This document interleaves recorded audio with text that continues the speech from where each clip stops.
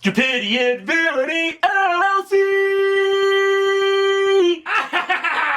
Soon, my dimensional portal of doom will be ready to tap my way into untold power! I shall travel to other worlds and find the energy and weapons needed to conquer the entire Metroplex! Warning, malfunction of the transdimensional portal of doom is imminent. Incoming force of extreme and uncontrollable power is definite.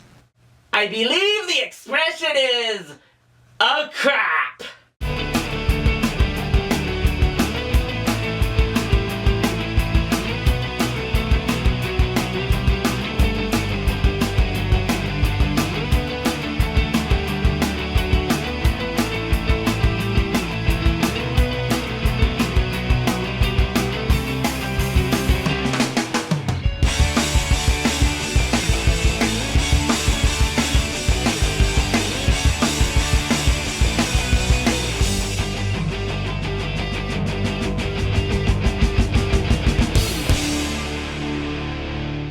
I warned you all. Nobody listened to me. I wanted to pretend that this genre of television didn't even exist, so I couldn't even give it any attention. I thought I had summed this brand of television up perfectly with all the detail it needed last year. Reality TV sucks. See you next time. But no! You guys all begged and pleaded that I dare cover any one of these shows.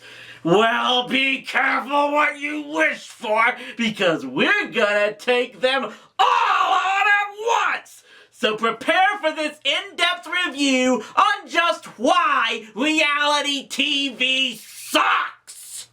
Now, to be fair, the concept of what we now call reality TV is not really that new. In 1973, PBS of all networks aired An American Family, which documented the lives of a Santa Barbara family that ended up covering issues like the parents breaking up and the son announcing he was gay. According to a 2011 New York Times story reflecting on the show, it received criticism for trying to accentuate the negative effects of the family and encouraging family members to try performing if just for the camera's presence alone.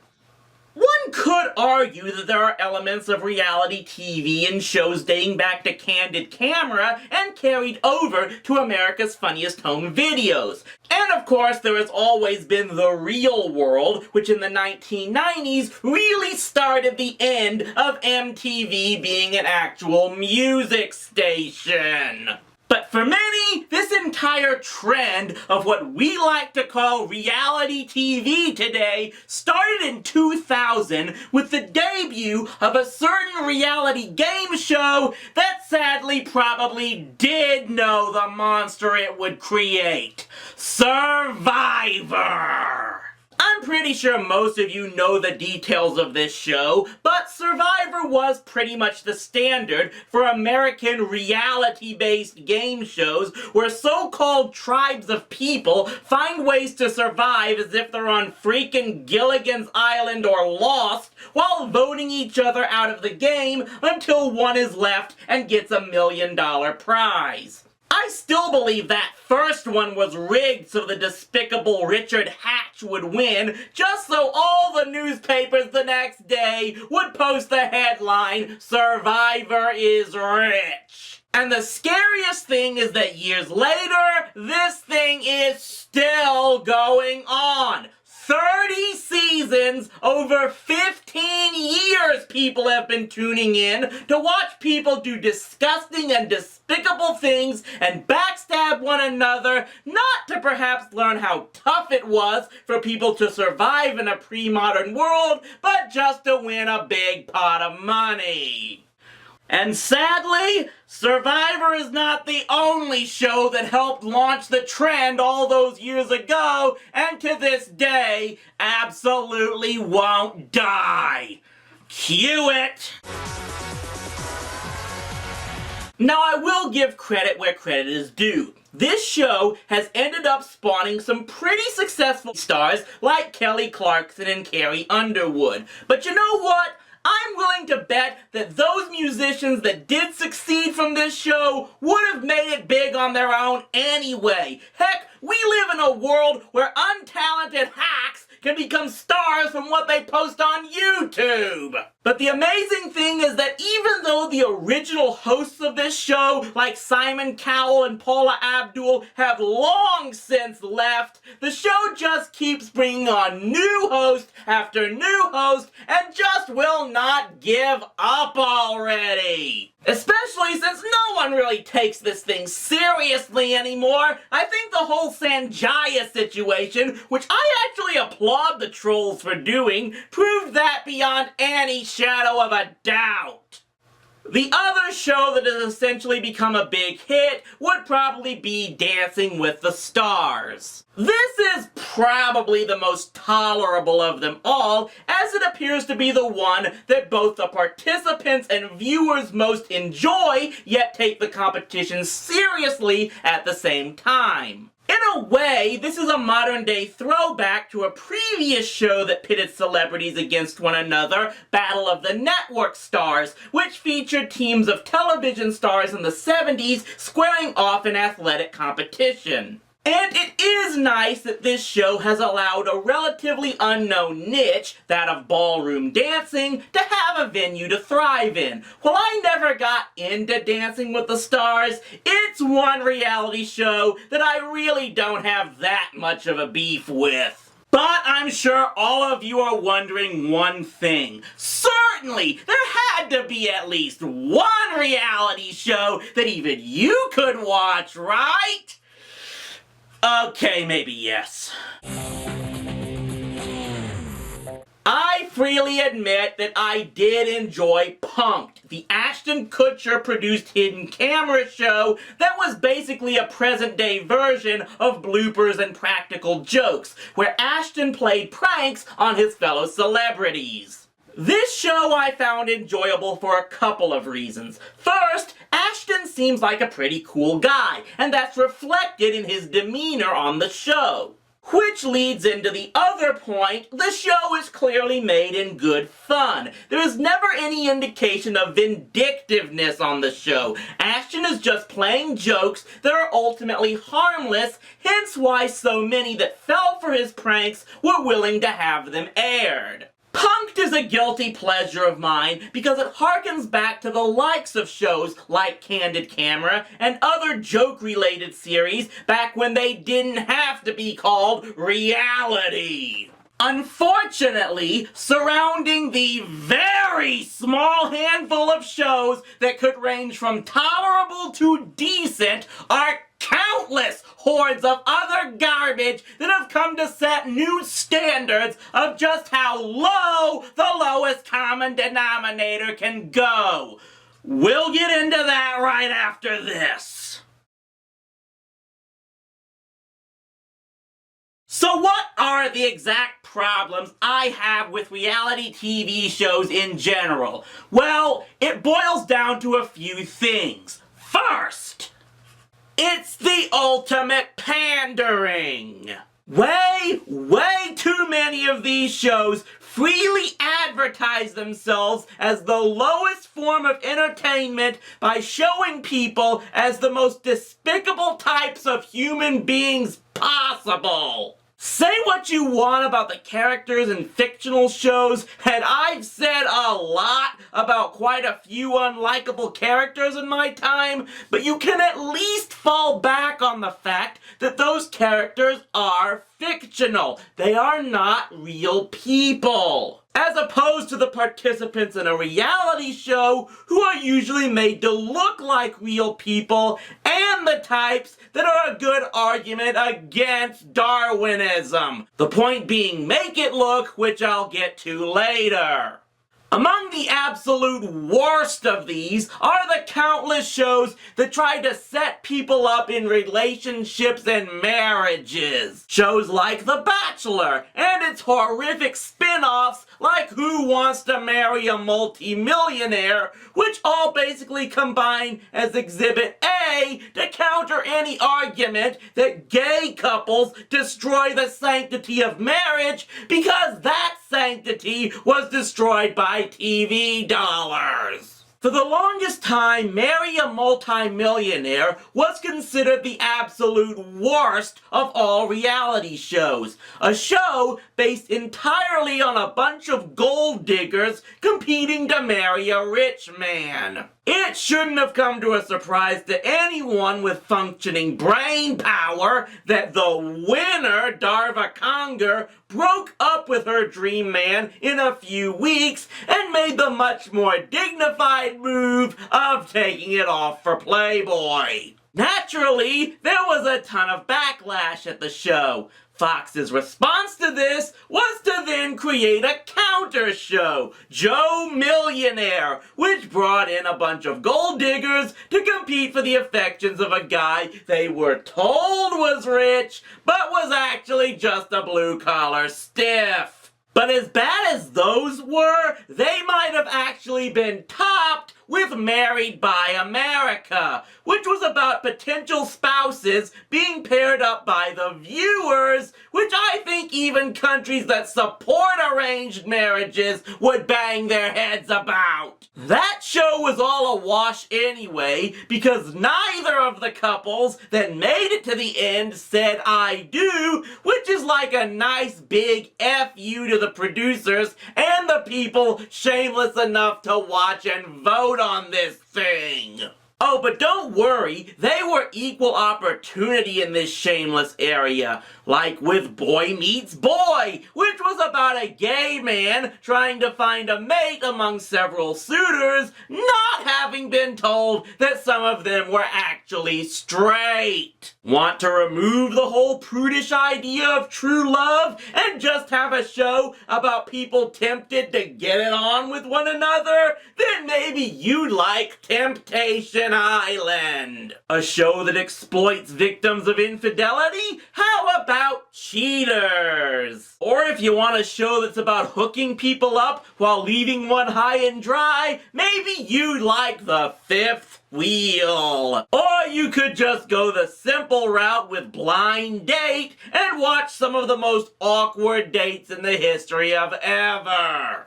I could have stocked this entire video with shows about relationships, infidelity, and fixed marriages. But if that's not bad enough for you, how about shows that try to take advantage of people's low self-esteem by trying to make them beautiful? Shows like The Biggest Loser, Extreme Makeover, The Swan, and Are You Hot? Promoting Hollywood's unrealistic standards of beauty one time slot at a time. Hell, why not make a show that combines giving contestants unrealistic beauty and a dream wedding?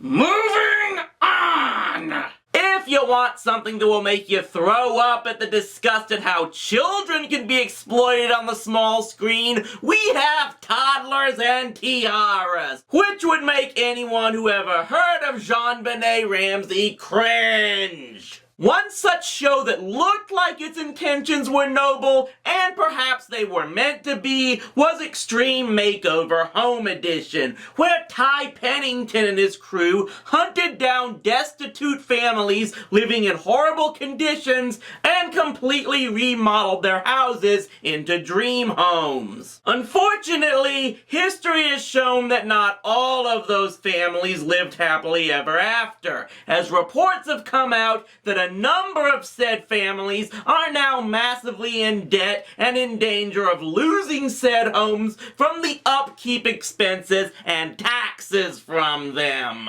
But this does more than pander to the lowest common denominator of viewers. It also draws the lowest common denominator of participants in order to take advantage of them. Thanks to the likes of The Real World and its copycat reality game show Big Brother, we keep getting loaded with these shows that are about some sort of elimination game. Even D-list celebrities have occasionally gotten into this act with crap like The Mole, which was basically Big Brother involving a bunch of former stars desperate to try and be relevant again. You know, people who make Christopher Walken and Tim Curry look dignified for taking any acting role offered to them. And just when you think it can't get any lower, we get the likes of Teen Mom and 16 and Pregnant, which hunts down and exploits teenagers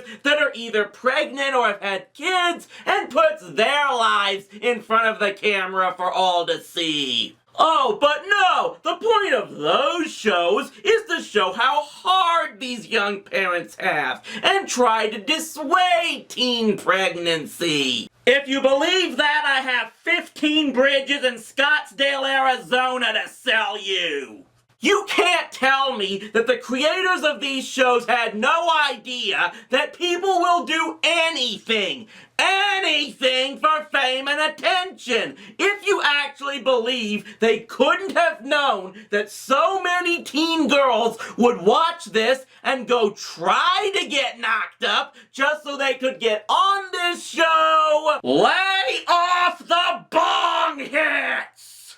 At least sometimes the viewing audience made it known that there is a line that could be crossed, like Who's Your Daddy?, which was basically an entire series of a stretched out Maury Povich segment where someone with adopted parents tried to guess their biological baby daddy. This one got canned after one episode after Fox received complaints from adoption rights groups and people with, you know, good taste. But it's not like we really should think any of what we just saw was really grounded in reality, because then there's my next point.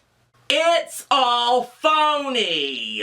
The term reality TV is by far the biggest load of crap in all of entertainment. There is nothing real about any of these shows when you get down to it. The first signs of this came within the show that started it all, when it was revealed that Survivor actually did retakes of certain scenes in the show while trying to still create the illusion that everything was spontaneous. I had suspected this for a while, but it didn't really hit definite proof until the arrival of the MTV show Big Tips Texas, which was filmed at a Hooters knockoff here in the Metroplex. Suffice it to say, I found out plenty about that show. How the extras were prepped, the main participants act totally different away from the camera, the whole thing was staged from beginning to end. And how can anyone be surprised by this?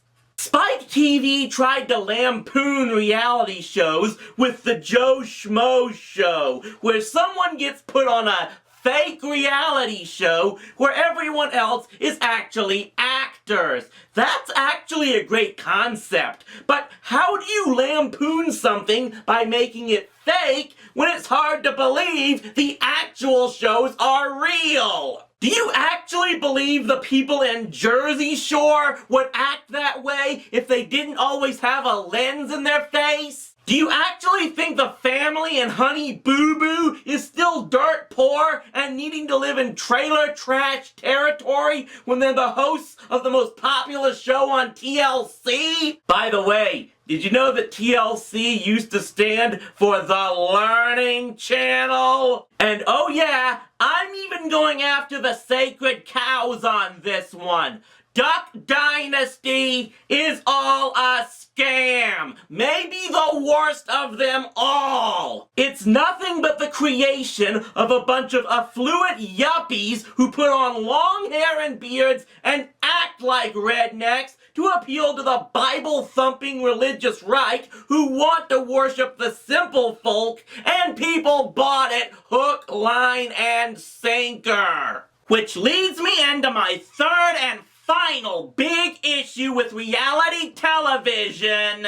It drives away real creators. This is ultimately the only difference between a reality show and what we think of as traditional programming. A reality show is actually a staged show with nothing more than a bare-bones storyboard premise where at best, most of what's on camera is ad-libbed and done on the fly, and the characters are no-talent hacks that are willing to do anything to get on camera. I don't think it's hard to see why networks are so in love with these type of shows, not because they're so popular, because they're relatively dirt cheap to produce. With a reality show, you don't have to worry about things like actual professional writers and actors to get your show produced. And ultimately, that might be the thing about this genre that grinds my gears the most. The fact that networks giving spots to these shows takes work away from real writers and producers, real actors and other people who actually put effort into the creation. I have said a lot about bad TV shows these last 4 years and how some of them look like little to no effort was put into them. But none of those shows, not even Control-Alt-Delete or Masked Rider, can compare to the lack of effort put out by these shows. At least there was something planned out from beginning to end for each episode of a fully scripted show. Nowadays, people actually get nothing more than a concept with no real direction put on the air as long as it looks like it will cater to the dirtiest of pleasures. You know what I ultimately think every time I think of all these reality TV shows? Professor Farnsworth summed it up best! This is among the big reasons why I don't rant about what Disney and other companies are producing for young audiences nowadays. Because what networks are making for adults is even worse. It seems almost certain that one day, almost every single spot on the TV bandwidth will be taken up by nothing but these fake shows pretending to air reality. All creativity will be tossed in the dumpster in favor of this tripe that tries to show off the absolute worst of people while hiding behind the pathetic claim that this is all people want to see. Hell, maybe they're right because nothing's been done to stop them. Maybe this whole world is just one big crap hole with nothing decent left. There's pretty much no good entertainment out there. Women are being abused in the streets all the time while people do nothing about it. More and more people are being driven into poverty. And what have I got? I've been sitting in this chair for more than 4 years now, and where has it gotten me? Living back in my parents' house because I'm too much of a goody-goody to have my genie blink me a castle or even my own downtown high-rise, and the show still isn't drawing crap in the way of money. I've put on 40 pounds, I spend my free time ranting on Facebook, and I spend my weekends holed up in this room all alone because I got no money to go anywhere and no one to go with. And do you people care? No. You just all look at me as that stupid dork who talks too loud and is a pathetic loser, and you're all laughing at my misery. Why do I keep on doing this when none of you people care one goddamn bit about what happens to me?